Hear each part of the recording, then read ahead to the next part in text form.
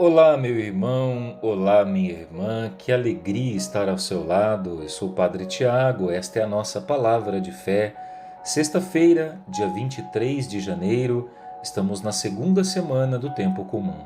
Meditaremos com Marcos, capítulo 3, dos versículos 13 a 19.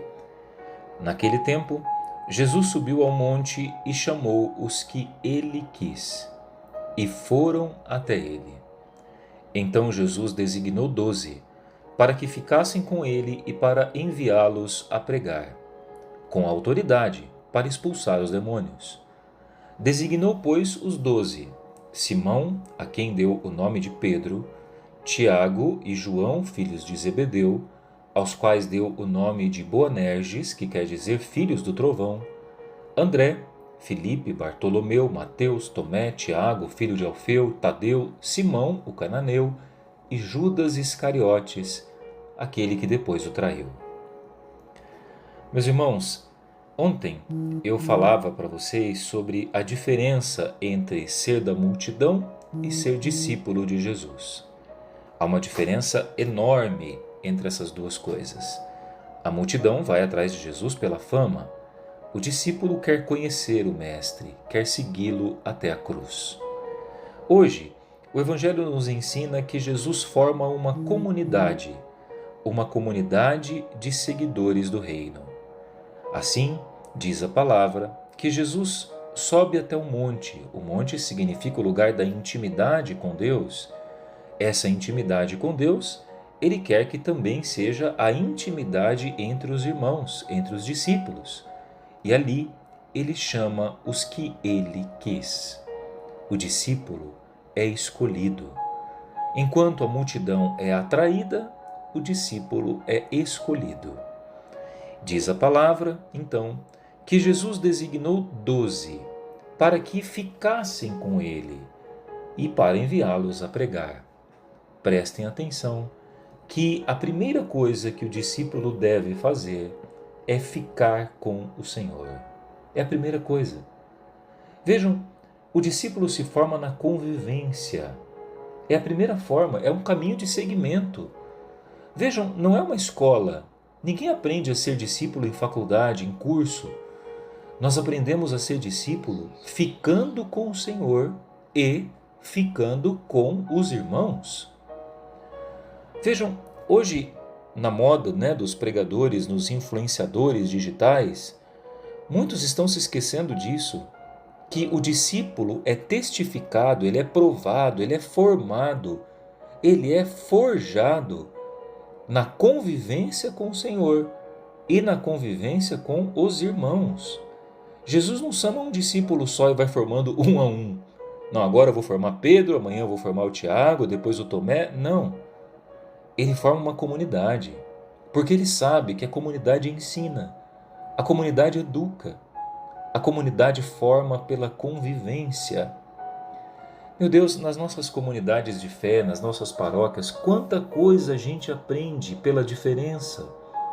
Quanta coisa aprendemos nas nossas pastorais tendo que conviver com as diferenças.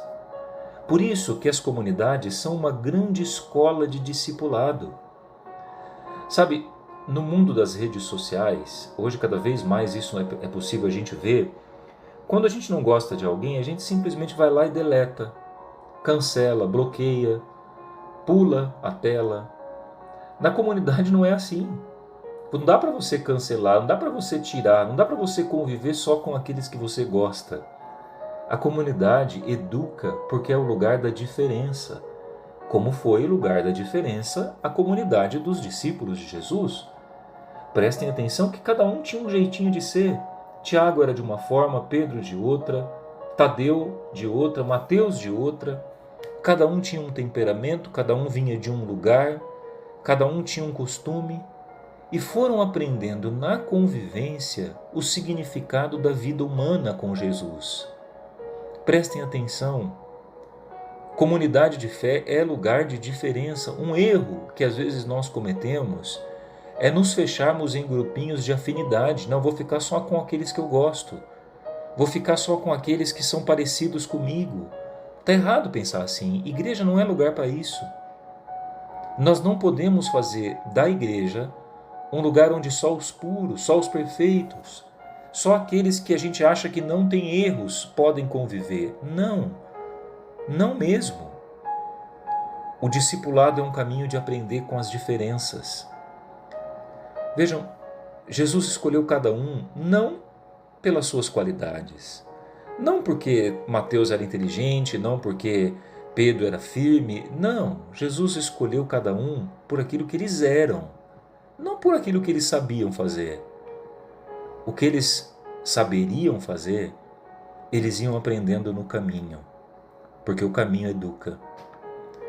Gente, quem quer ser discípulo tem que aprender isso.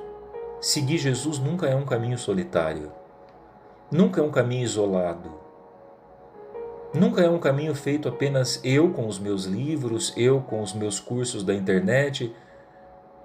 Esses dias alguém falou: padre, indica para mim um curso para eu fazer de teologia na internet. E eu falei: sério, né?